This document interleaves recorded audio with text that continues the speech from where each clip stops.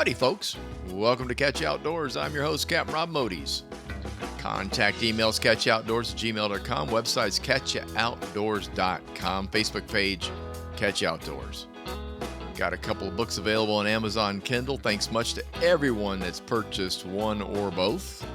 Bridge to Paradise and What I Know About Fishing Southwest Florida. Book 3's in the works. Moving more slowly because of me. I mean, hey, it's fishing and outdoors and all that stuff kind of get in the way. And, spring is sprung. Actually, summer is sprung here in South Florida. But don't worry, I'll get it done eventually. Welcome to episode number 33. We're going to go fishing with some fishing reports. We're going to do a little bit of fishing news. Talk about my adventurous evening on board the research vessel, the Odyssey. Probably talk a little bit about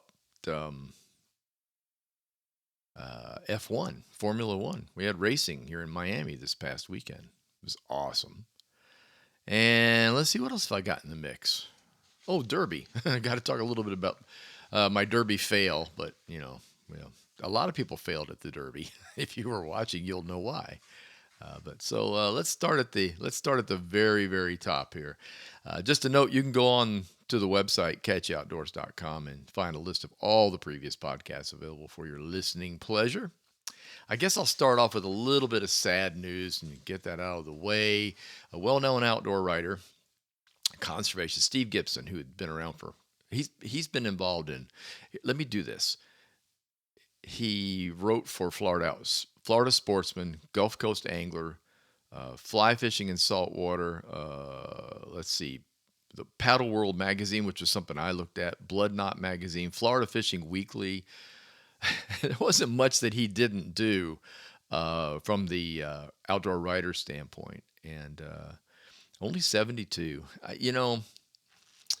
If you're in your 30s, you go, wow, 72, that's old. Well, I'm 69. That ain't old. So, I got way too much to do. way too much to do. But he's going to be sorely missed. He really was a force. He was a force. He was out of Sarasota, up in Sarasota, Florida. Did some radio in the Sarasota area. We have a lot in common, except he wrote for a whole lot more magazines than I've written for. That's for sure. But an avid avid angler. That's hard to say. And he worked very, very hard at his craft, and he did an awesome job of basically getting information out to people, writing in a way that was understandable. It's I appreciated his stories. He did a really great job on paper, and he's going to be sorely missed. About that age thing. I read recently, I honestly can't remember. I'd love to tell you where it was, but I can't remember where it was. But there was a study I read, probably somewhere on the web, obviously, about productivity of age groups, male and female. And it was funny because it was determined that the people between 65 and 75 are the most productive of all age groups, regardless. Doesn't matter, 30, 40, whatever, 65 to 75. I got the impression, it's like first of all, you have time on your hands. You're close to retirement, that's for sure, or you are retired. So you have time on your hands to do like what I'm doing now, quite frankly. But there's also this feeling that your days are numbered. You don't want to think about it. When you're at 65, you have a whole lot of water under the bridge behind you. And so you start thinking ahead, like, I got to get this done. In my case, I got to write a book. I swore I was going to write a book. I need to write a book. So I've written 2, and I have a 3rd on the way.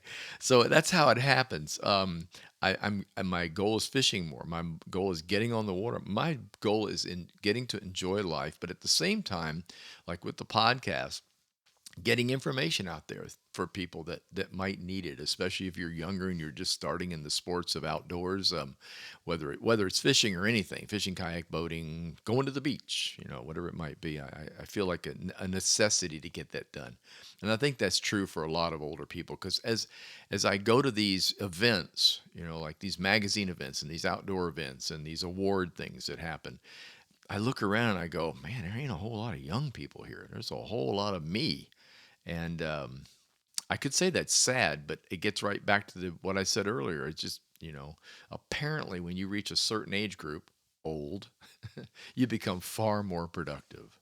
The offshore fishing report. Let's start with that. Get that right out there. I'm in South Florida now. I used to be on the West Coast. Moved over here a couple of years ago, 2.5 years ago now. Can't believe it's been that long. Boy, time flies when you're having fun. The offshore reports have been very, very good. I have not participated, so what I'm relaying to you has been relayed to me. All right, so I guess it's secondhand information, but from a reliable sources.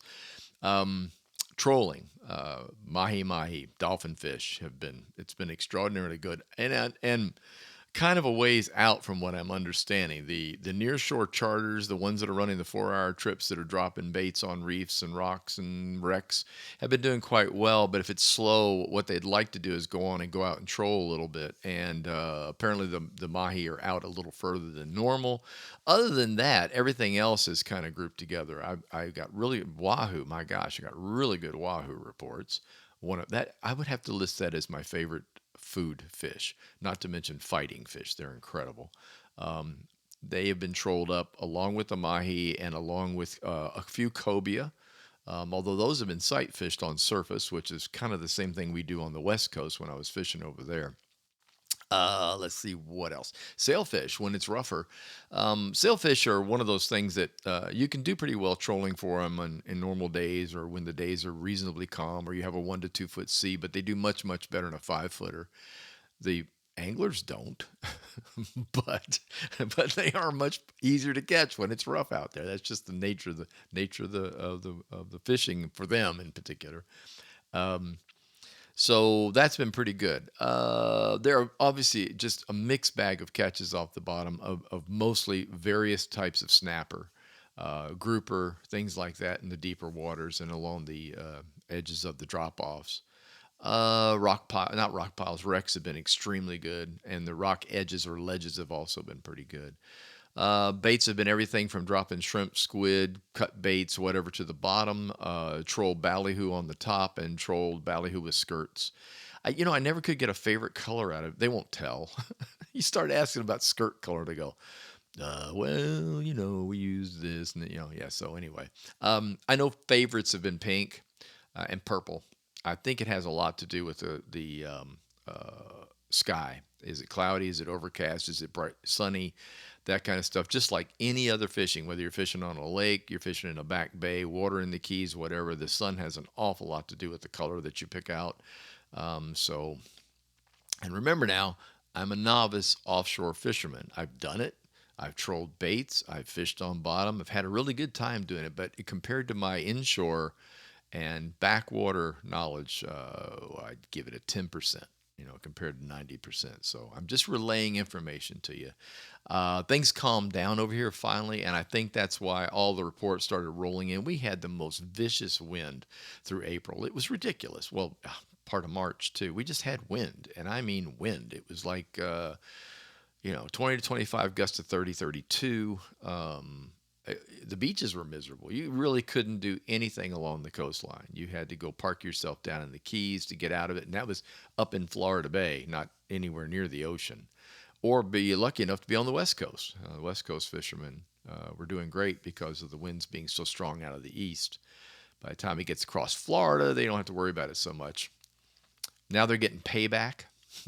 At least they did over the weekend. I didn't check the weather report today for over there. I'm recording this on Monday.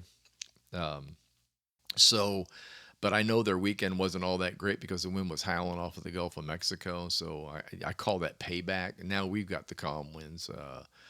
My wife and I went to the beach yesterday and did a relaxation morning by putting the chairs out, getting the books out, kicking back and just watching the kids play in the water. It was Mom's Day, so there were a lot of moms at the beach, and man, it was incredible. Water was calm. The surf was lapping in. We got in the water looking for fish. I mean, literally, we like to go wading out there, and we have snorkels. I got a little GoPro I use, and I didn't see hardly anything in the water. One or two bait fish, but so water temperature still right around 80, 81. And I know that sounds warm to a lot of listeners, but quite honestly, 85, 86 is like the temperature out there in the Atlantic. off of the Fort Lauderdale coastline. We were up by Fort Lauderdale by the sea. So I don't know. It needs to warm up a little bit. Things need to settle a little bit. But the fishing has been pretty good on the offshore. Inshore in my area, we'll call this Broward County and Miami-Dade. The exotics have been the go-to. A lot of folks were fishing for peacock bass in all of the lakes and canals. And I saw some pictures of, I saw one that had to be 8 or 9 pounds. One of the big, peacocks. Okay, the way peacocks were introduced, they are technically an invasive fish from South America. They were introduced to control the tilapia population in this area, which was exploding. This was quite a while ago, 30 years ago, maybe longer.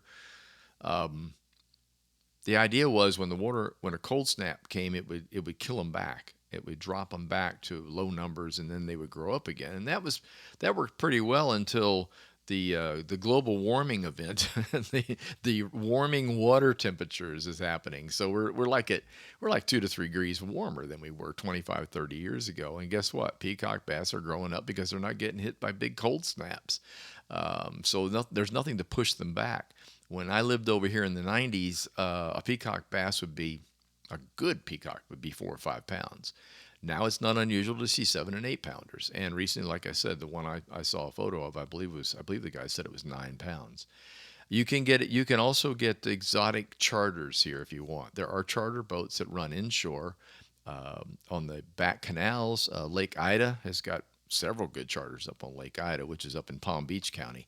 But there are lots of these guys now running these charters in the backcountry for exotics. So there's clown knifes, and obviously peacocks, and many, many other fish. So it's funny. What was once a nuisance is now a target. So keep that in mind. Anglers are throwing both artificials, flies at the bait. It's a big thing. All right, let me just tell you this: if you're going to go peacock fishing for the very first time and you really want to catch one, you've added to your bucket list. Live shiners is the way to go. I mean, they adore live shiners, so they can be picked up at most of the bait stores around. You just need to call and check, make sure they have them. You want to be early enough. It requires a bubbler type bucket with you, cooler water. It needs to be an insulated bucket. You can find the ones that have the foam cores in them now. You definitely want that. Or you can put the whole bucket in a cooler to take with you to the lake or wherever it is you're fishing. But they like being cool. I like putting a cold pack in there. The little skinny cold packs you put in a like an igloo soft pack cooler with your sandwich. Those things are great to drop into a bait because keep that water 50 degrees or so, and the shiners will live a lot longer. They're way more frisky when you put them on the hook. Peacocks cannot resist them. If you toss that near an overhanging bush, if you put it on a float and let the little shiner just swim that float right over toward an edge or a rocky ledge edge, or especially bushes, you're going to get one. Artificial becomes a little more tricky. It requires more finesse, and really you have to experiment and learn how to work them. Herky jerky works, I call it. That's what I call it, where you're just kind of snapping the wrist while you fish. Slow and drops. In other words, a little slow retrieve and then drop it where you hope a fish will be, and they will hammer it if he's sitting there. They are serious ambush feeders. When it comes to flies, with flies, it's funny. I like the old Clouser minnow, something that's got a pair of eyes on the front that weights it a little bit, but at the same time, your retrieve has got to be really good. So I like long strips. So I've seen some people fishing with quick little sharp strips of the fly line on retrieve. I like longer. Pull it long, let it go. Pull it long, let it go. And when you let it go, that's that fall, and that's typically what they like. Color is crazy important. If you're going to imitate a fly, or if you're going to buy an artificial, make it look like a baby peacock. Peacocks are yellow, yellow, orange, black. They got really cool colors. Although look one up if you're not sure. Just look it up online, and there's your peacock badge. You can't miss it. Brightly colored fish. You want your bait or your fly to look like that. The only exception to the rule is live shiners, which obviously look nothing like a peacock bass. And it's funny, you can switch to something that looks like a shiner, and you just won't have the success that you'll have with something that actually looks like a baby peacock. Obviously, they eat their young, so that's what the deal is with that. But so the inshore fishing's been really really good. Water is heating up quickly. Fish are very active. When you walk up to a canal, you can, I mean, early in the morning, you can see them popping along the canal. So they're in there. Go get them. Now we switch gears. No pun intended. Formula One racing. Wow. Um, Formula One racing took place when Jonelle and I lived over here in the 90s. They had the Miami Grand Prix downtown. I'm not sure that was Formula One. I think that was Indy racing, actually. But sort of the same thing, but not really, because F1 is the top of the sport. So I don't want anybody going, hey man, F1's the best. It is the best. It's incredible, actually. Formula One is worldwide. It's just taken America quite a while to get a hold of it. And I'm not sure why that is, because I followed it for years because I really enjoy it.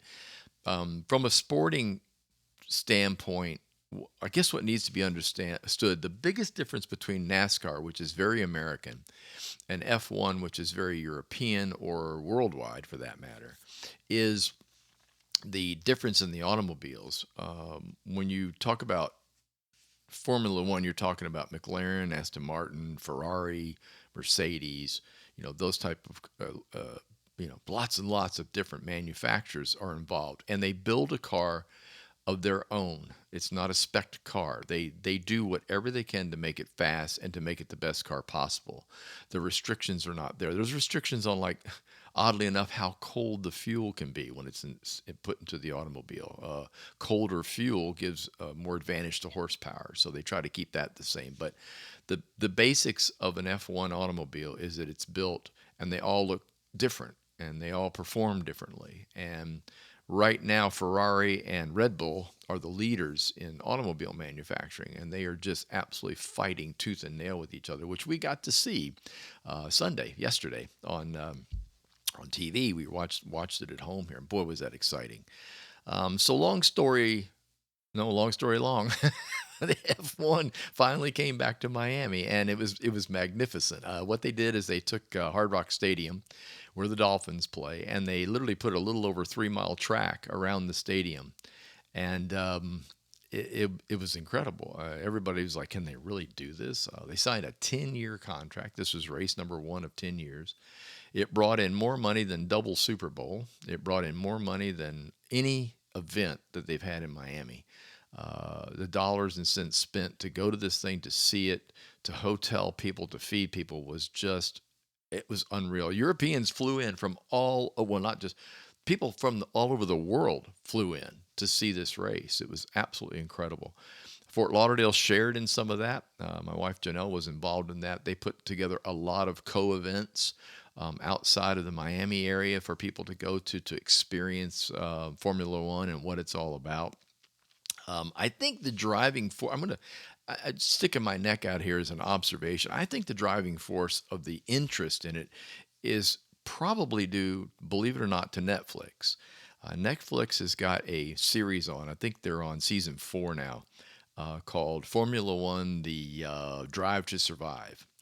And it's an incredibly well done documentary.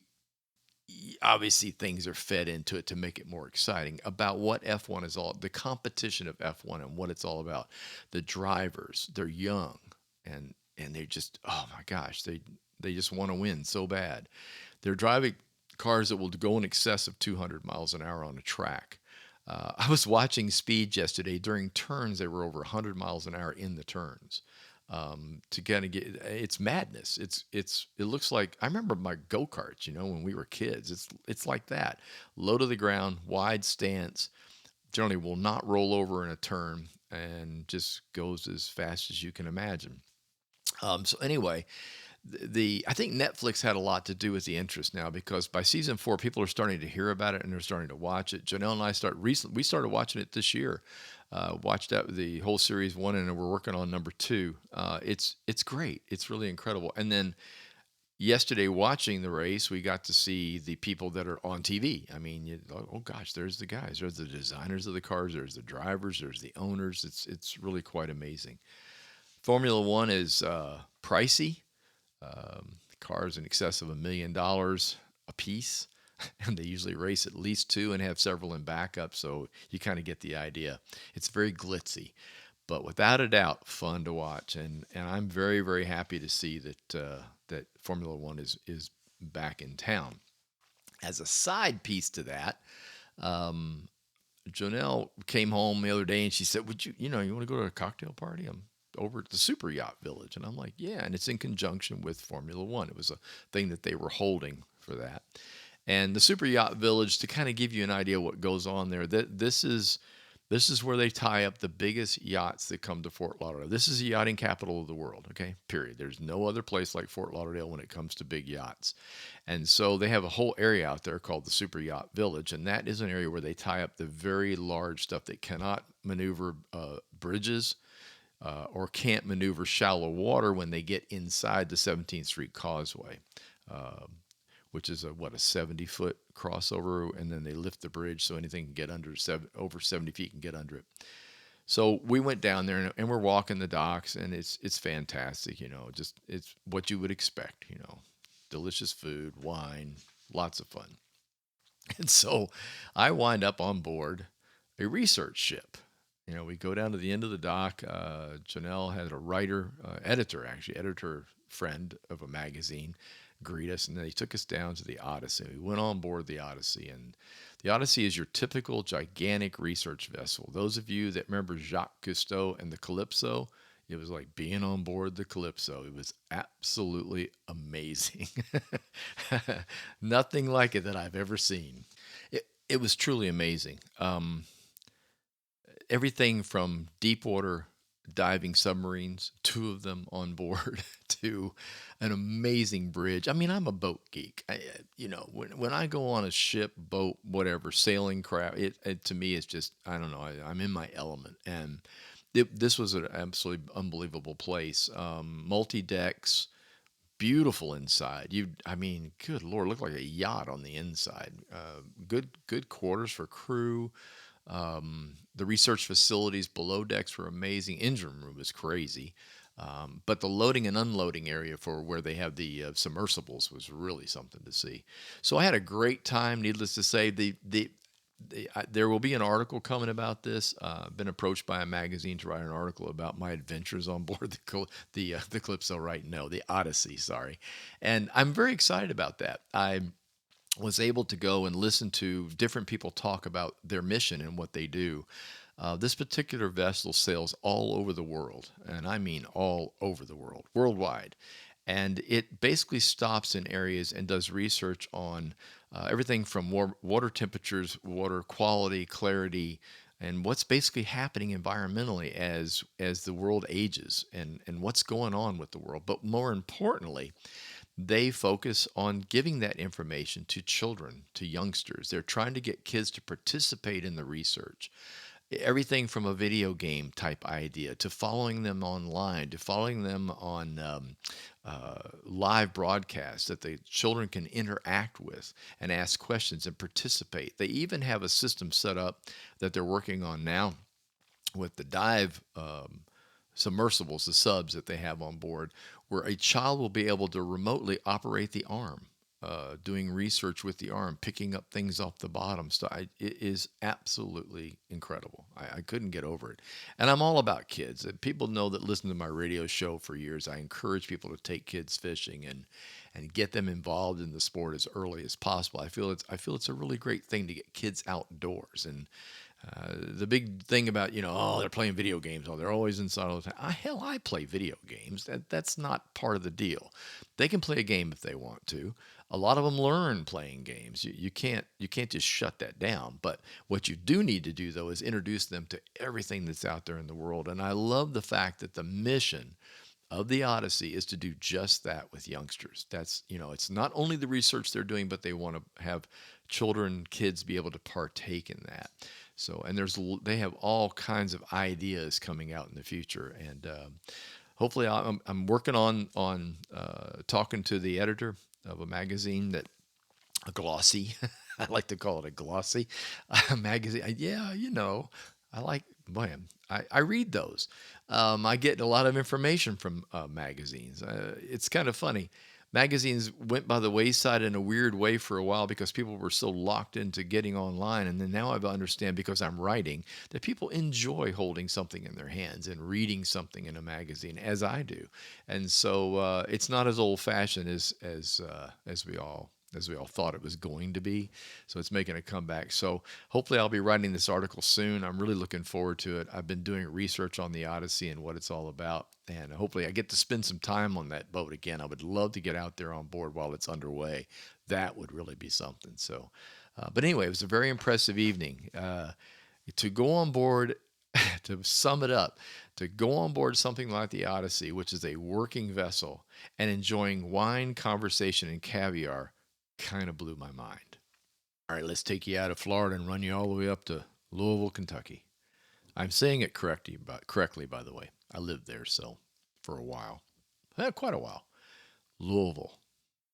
Yes, it's Louisville, not Louisville, not Louisville, Louisville. It's funny when I talk to somebody about Louisville, and they say that, or I say it, and they go, "Oh, you live there?" I'm like, "Yep." As a matter, you can buy posters and things, T-shirts that have it spelled out that way, grammatically.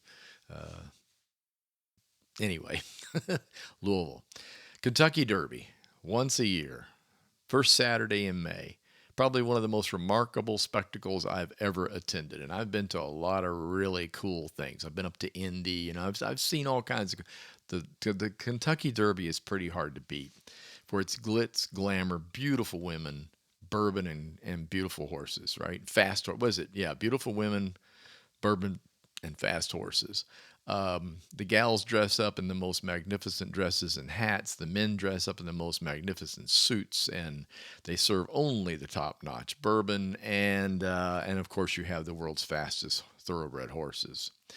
Um, so I do pretty well at it. Early on, I really got involved in handicapping. I really started reading about the horses, and that I never invest a ton of money, and I have never owned a racehorse, unless I get a piece of maybe 1,000 guys. I don't know. They're very pricey, except for the one that won Saturday. More about that in a second. So I'm asked to do on my old radio show, on my Real Talk radio show, that was on the local ESPN network over in Fort Myers. Every year I did a Derby prep, and it got real popular because my horse picks were pretty daggone good. Not patting myself on the back. I don't know. I pay a lot of attention, and I spend a lot of time figuring out who's going to do what, and I've done very, very well at picking Derby horses. So this year, my picks were Epicenter, Zandon, and Taiba, or Taiba as it's spelled, Taiba. I thought those three horses were top notch. I really thought they'd do extremely well in the race. They had great pedigree. They had a great previous track appearances, and they're doing what they're supposed to do. And so the field comes up, and then the Derby race starts, and a horse named Rich Strike wins. And Rich Strike was 80-1, and Rich Strike was added on Friday. Because another horse, here's the deal, they're only allowed 20 horses, and they have to have a certain amount of points and a certain amount of wins in Derby prep races over the season rather, before the 3-year-old is allowed to run. So they had their 20 picked, but they have standbys. They have a few horses that made the cut point wise, but weren't as high in points as the other 20 horses. Well, one of them scratched on Friday, and they put Rich Strike in. So that means he's sitting all the way on the outside post position number 20, and off they go. And it was incredible. It just chapped me in just the wrong way, because coming around the final turn, there's two of my horses right where they're supposed to be. Epicenter in the lead and Zandon in second place, and it looked like that's how it was going to end, because Zandon was holding his own, but he wasn't gaining. Epicenter was running a solid race. Ataba had fallen back, so okay, my third pick wasn't doing what I hoped it would do, but my number 1 and 2 were headed for the line. And along comes Rich Strike on the inside, and that horse took off like somebody scalded it, poked it with a hot poker. I mean, it was just gone. And of course, you have to appreciate it, because that's what horse racing is all about. It's never perfect, and you never absolutely know what's going to happen. So that horse came across at 80 to 1, which paid $163. If you made a $2 bet on it, man, you went home grinning. If you put any more on it than that, and I know a lot of people that always bet 10 on a long shot, you're going to pull in $500-$600 on one bet. This horse is clearly a nobody, and I'm not being mean here. In the world of thoroughbred racing, even the owners and all admitted that they thought they didn't have a chance. Well, except for one guy, the trainer. The trainer said I would never enter a horse in the Kentucky Derby unless I thought it had a chance to win. So there was one person in there who obviously thought that Rich Strike was definitely going to be able to do it, and it did. I believe, I have to go check my notes, but I think it's the longest long shot to win the Derby. At first I heard there was one longer, but I sure couldn't find one. So for all intents and purposes, I think it's the longest shot of all. It was a very interesting way to bring the Derby back. As you know, with COVID, races like that, public events, they were really, really frowned upon. Heck, one Derby was run in September instead of May, just to be able to get it done. And, anyway, that's old news. Man, I'm so tired of COVID news. I don't know what to do. Anyway, it was really interesting to see this come about, and to see the excitement in the crowd, and to see the folks in Louisville get paid off with a very, very interesting, one-of-a-kind horse race. Note to everyone out there, regardless of what someone like me tells you, and I was almost right, don't be afraid to go down to the bottom of the list with the horse on the longest odds and put a couple of dollars on it to win. I mean, what the heck? It's better than playing the lottery. The odds are a lot better than playing the lottery. So, there's my advice for next Derby. Podcast news. I signed the contract with Waypoint Collective. Signed it last week. So Waypoint TV, Waypoint Collective, Waypoint Podcast, I will be a part of that.